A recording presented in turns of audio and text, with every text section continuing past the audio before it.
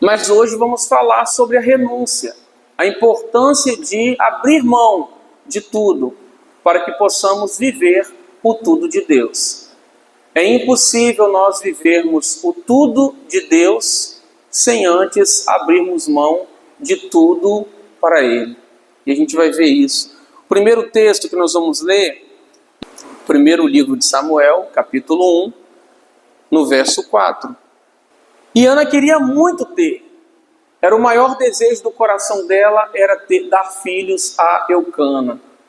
E a Bíblia fala que Ana chorava. Aqui mesmo nós vimos, que ela chorava e não comia, porque Penina provocava Ana, humilhava Ana, por ela não ter filhos. E ela disse: Senhor, se o Senhor me der um filho, eu vou fazer um voto contigo agora. Eu vou devolvê-lo para que ele seja criado na casa do Senhor. E Ana então oferece, entrega Samuel ao sacerdócio, e Samuel cresce ali servindo ao Senhor. Um outro texto, irmãos, semelhante a esse, está em Gênesis 22, 10. O que tem de semelhante nesse texto com o texto de Ana, irmãos? Ambos entregaram aquilo que era de mais valioso, de mais importante em suas vidas, seus filhos. E para nós não há exemplo maior que esses de renúncia, de abrir mão de tudo. Fala para mim se existe algo mais valioso na nossa vida que os nossos filhos. E aqui Ana e Abraão mostraram para nós um tipo de fé que vai além da racionalidade humana. E aqui nós vimos que Ana, olha bem, visitou, pois, o Senhor a Ana, que concebeu e deu à luz 3 filhos e 2 filhas. E o jovem Samuel crescia diante do Senhor. Então, além de Samuel, ela teve mais 5 filhos. Para quem não podia antes ter nenhum. Agora ela teve mais 5. Será que Ana estava feliz? Ficou feliz tendo mais filhos? O que vocês acham? Claro, Era o sonho da vida dela, era ter filhos. E a partir do voto que ela fez, daquilo que ela colocou no coração dela: Senhor, eu vou te entregar. É teu. Ela então recebeu mais. Abraão, depois disso aqui, se você continuar lendo o capítulo 22 de Gênesis, você vai ver que o anjo declara uma série de promessas agora na vida de Abraão, uma vez que ele foi fiel e abriu mão do seu filho para Deus. Ele agora receberia de Deus tudo que ele precisava para ter uma vida abundante, uma vida feliz, de paz. Deus prometeu a ele. O que é ditosa velhice? Deve ser uma boa velhice, É isso que o Bíblia está dizendo. Em ditosa velhice, em paz, Abraão foi sepultado junto com seus pais. Olha bem, irmãos, olha bem. Aí lá em Gálatas, capítulo 3, diz assim, que aqueles que são da fé são abençoados com o crente Abraão, porque os da fé são filhos de Abraão. Então, eu estou falando que você é filho de Abraão pela fé. E o que a gente aprende com tudo isso? Todos nós precisamos de muitas coisas. Muitas coisas. Não foi à toa que Jesus nos ensinou a orar pedindo o pão de cada dia. Que o pão que você come, o teto que você tem, a saúde que você tem, o livramento todos os dias, o livramento dos seus filhos, tudo depende de Deus. A Bíblia fala que se o Senhor não vigiar, não guardar, em vão trabalham as sentinelas. Por quê? Porque é Ele quem guarda. Dele também vem o sustento. No Salmo 104 diz que é Ele quem dá o sustento para todas as criaturas da terra. Se Ele retirar a sua mão, o seu fôlego, toda a criação morre. Chega a dizer que tudo que nós comemos vem daquilo que Ele plantou. Ele plantou. O feijão que você come foi Deus quem plantou. Está lá no Salmo 104. Então nós precisamos de Deus para tudo. Agora a Bíblia está dizendo uma coisa aqui para nós. Ela está ensinando uma coisa aqui. Que Deus nos abençoa a partir do momento que a gente entrega para Ele tudo, inclusive aquilo que é de maior importância para a nossa vida. E como eu sei se eu estou entregando o meu coração ao Senhor totalmente, naquilo que Ele espera de mim? Como? Como que eu sei? A Bíblia fala que onde está o tesouro do homem, aí está o quê? O seu coração. Você sabe no que está o seu coração, uma vez que você se dedica, uma vez que você pensa e medita muito em uma coisa. Todas as vezes que o nosso coração está constantemente pensando em algo, está querendo algo, está preocupado, está em paz, feliz com algo, saiba, é isso que está ocupando o seu coração. E aí você precisa entregar para Deus aquilo que está no seu coração. Senhor, essa situação está me preocupando demais. Então Deus está dizendo assim para você: olha, entrega para mim. Aprenda a entregar para mim que eu vou cuidar desse negócio. Senhor, isso está me alegrando demais. Deus está perguntando: essa alegria me glorifica? Isso aí, você tem a plena convicção de que fui eu que te dei isso aí? Vem de mim? Isso aí está sendo um instrumento de testemunho para as pessoas? As pessoas me veem nessa alegria sua? Vem, Senhor, vem.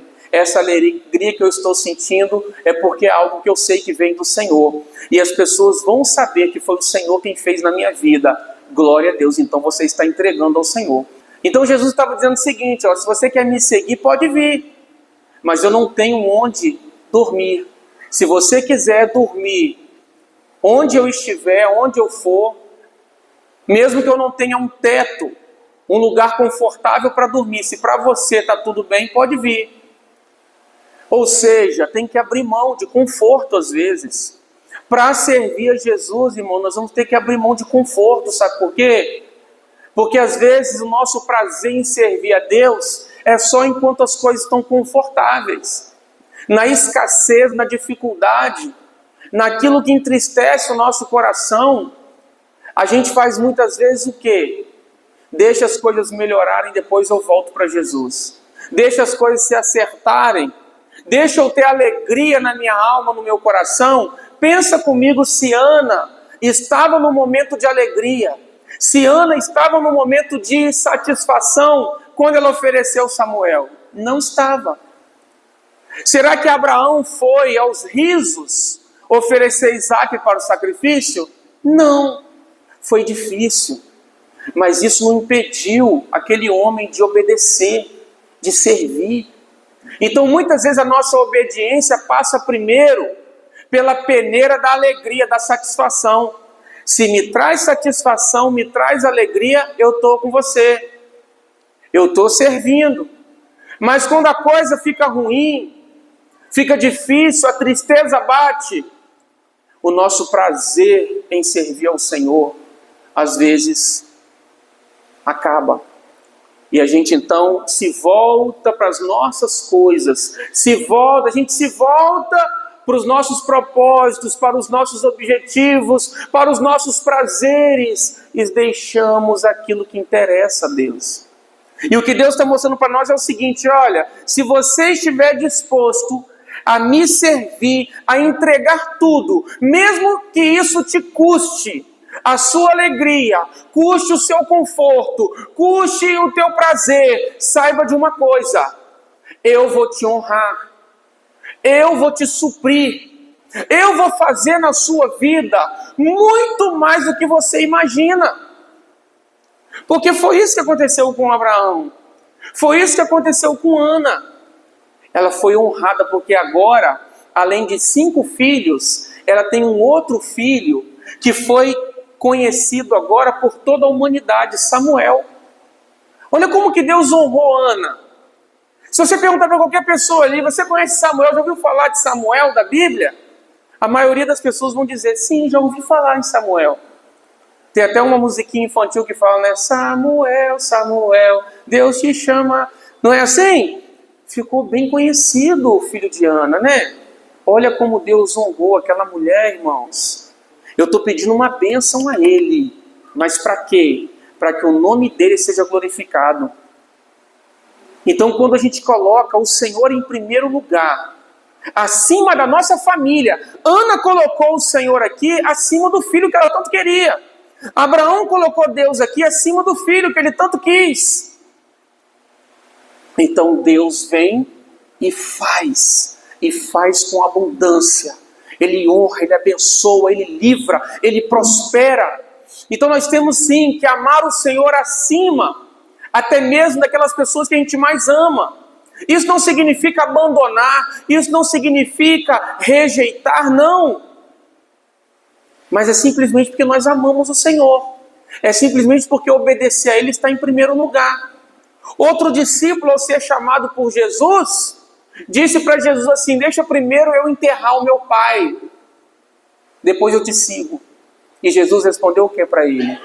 Deixa os mortos enterrarem os seus mortos. Olha que palavra! Deixa os mortos enterrarem os seus mortos, siga-me. É claro que o pai dele não tinha acabado de morrer. Jesus está falando de uma morte espiritual. Deixa os mortos espirituais enterrarem os seus mortos. Porque morto não enterra morto, né, irmãos? E aí Jesus então nos chama para viver o reino, os propósitos dele.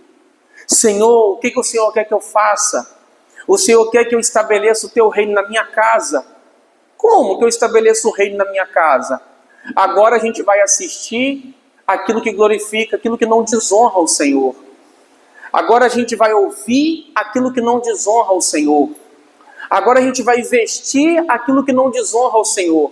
Agora quando a gente estiver para sentar à mesa, para comer, nós vamos agradecer a Deus pelo alimento. Agora na minha vida eu vou aprender a palavra de Deus para ensinar os meus filhos, para ensinar a minha esposa, para ensinar o meu marido, para a gente aprender junto a palavra de Deus.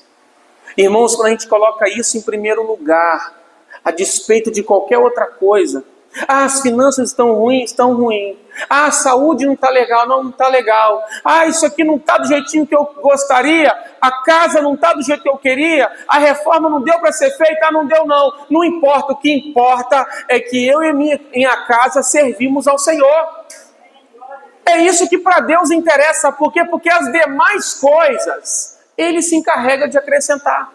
À medida que a gente busca a sabedoria dele, à medida que a gente busca a força dele, o amor dele, a fé dele, as demais coisas vão sendo acrescentadas, irmãos. Porque ele vai orientando a gente. Isso aqui agora não, faz primeiro isso aqui. Olha, não trata essa pessoa da sua casa assim não, trata dessa maneira. O emprego que eu quero que você trabalhe é esse aqui, o Senhor vai nos conduzindo. E aí ele vai honrando, ele vai abençoando a casa. Então por isso que é tão importante aquilo que Jesus disse no capítulo 6 de Mateus. Busque em primeiro lugar o reino de Deus e a sua justiça, e as demais coisas serão acrescentadas. Homens de pouca fé, não fiquem ansiosos por aquilo que vocês vão comer, por aquilo que vocês vão vestir. Porque se Deus dá de comer às aves, os pássaros, quanto mais a vocês, homens de pouca fé. Vocês não valem mais que os pássaros, que os lírios do campo, que nem Salomão se vestiu como os lírios, que hoje nascem e amanhã são jogados no fogo. Não vestirá vocês o vosso Pai? Irmãos, o que acontece? O nosso coração não consegue, vou falar uma coisa para vocês aqui, o nosso coração não consegue ter dois senhores, não consegue.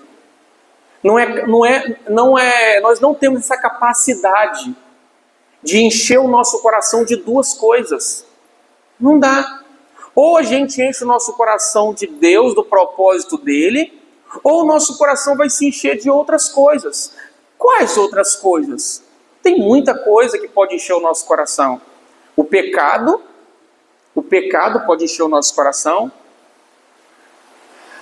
A preocupação pode encher o nosso coração. Ficar preocupado, ansioso pode encher o nosso coração. O medo pode encher o nosso coração. A ira, a amargura pode encher o nosso coração. O trabalho pode encher o nosso coração. E quando você está assim, você fica pouco paciente, você fica irritável. Aí você começa a pecar numa área que é no trato com o outro. E aí você tem que, de alguma maneira, não estou falando que é fácil, é desocupar o seu coração. Eu não estou conseguindo viver na paz, na tranquilidade, no descanso que a Bíblia me manda viver. Eu não estou conseguindo viver no amor que Deus quer que eu viva dentro da minha casa. Então espera aí, eu tenho que desocupar o meu coração disso que está me afetando e começar a ocupar o meu coração naquilo que Deus me chamou para fazer. E essa é uma decisão que cada um de nós tem que tomar. Por isso que o tema da mensagem hoje é renúncia. Nós temos, irmãos, que renunciar, não tem jeito. O Evangelho, o reino de Deus, para ser estabelecido na nossa vida, tem que ter renúncia. Para estar aqui hoje, você teve que abrir mão de coisas na sua vida para estar aqui. Uma pessoa que tem um filho, ele vai precisar renunciar coisas para ter esse filho. Por quê? Porque por mais que ele ame esse filho, se ele não tem tempo para cuidar desse filho, como que ele vai ter o filho? Então não tem jeito, a vida é feita de escolhas. Para ter algo, você vai ter que abrir mão de outra coisa. E com Deus não é diferente.